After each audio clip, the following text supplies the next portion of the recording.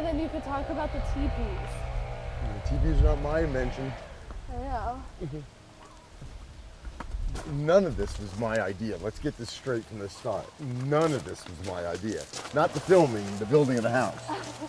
Well, my wife and I built the house. What happened was when we first started dating, I was renting and she was selling a house. And I come from a long line of renters, she comes from a long line of owners. It's very hard to dig in this ground. We're on a shale outcropping.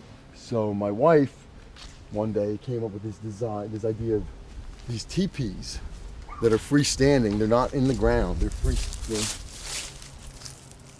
And then this is deer net. It's Tricky's pantyhose. Oh, is that what ties them ties together? them together. So for each teepee, it's one pair of pantyhose. Wow. Because you get two legs. I was directing the plays. I was and constructing the whole set.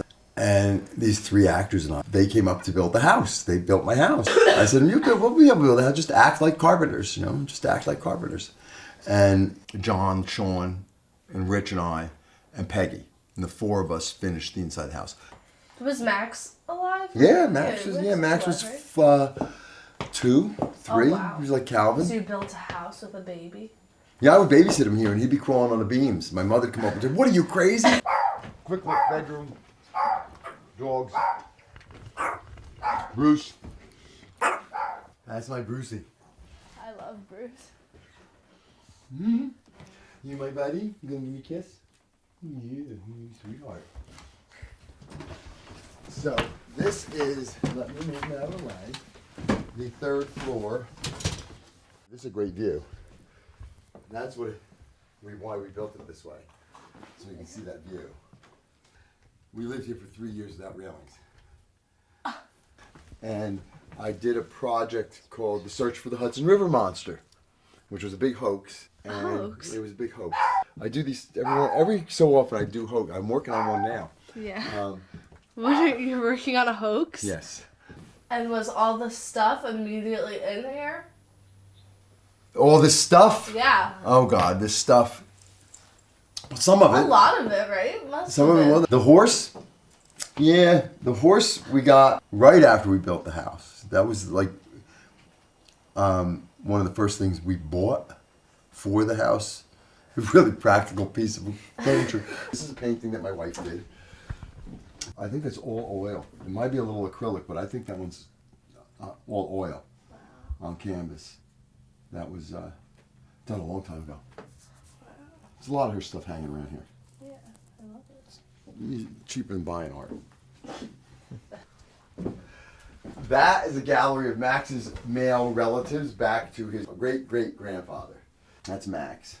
The little tiny one is me, because I don't take up much space.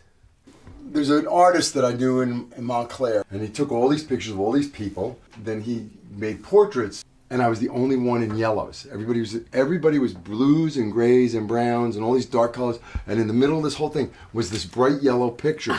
And I said, "How did you do?" He says, "That was the auras he was painting." And I said, "Okay, whatever." Your aura's yellow? My aura's yellow. So that's either cowardice or bright light. I'm not sure which. I think I know. Yeah. This is the room that's used the most. Yeah? This is the television room. Obviously, there's a television in it. Yeah. And, here's our transgender bathroom. Anybody can use it. We don't care.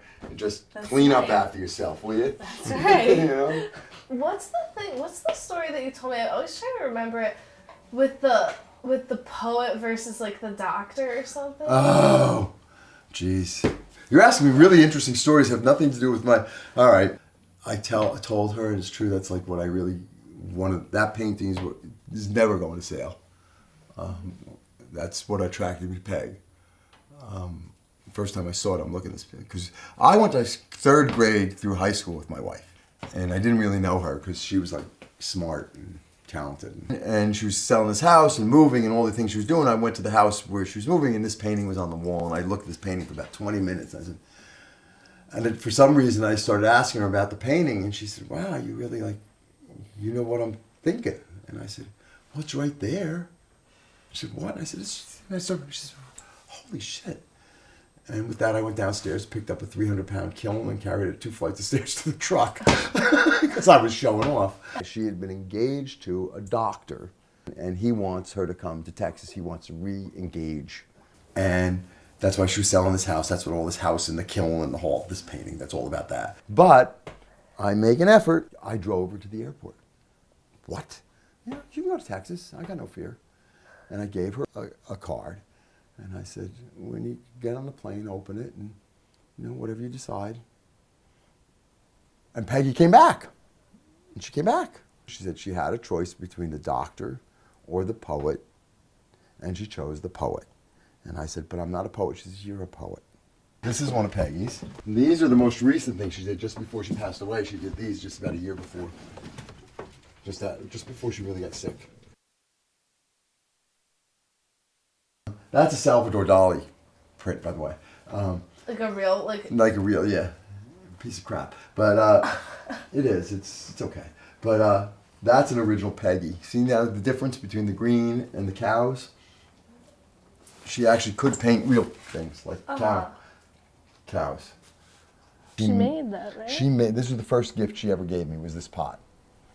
And when she passed away, and you got to do something. You can't keep her. It's like, I'm not Norman Bates. So as I was leaving my office that day, thinking about what am I going to put the ashes on, this was something I said, I'll bet she fits in there. And yeah, sure enough.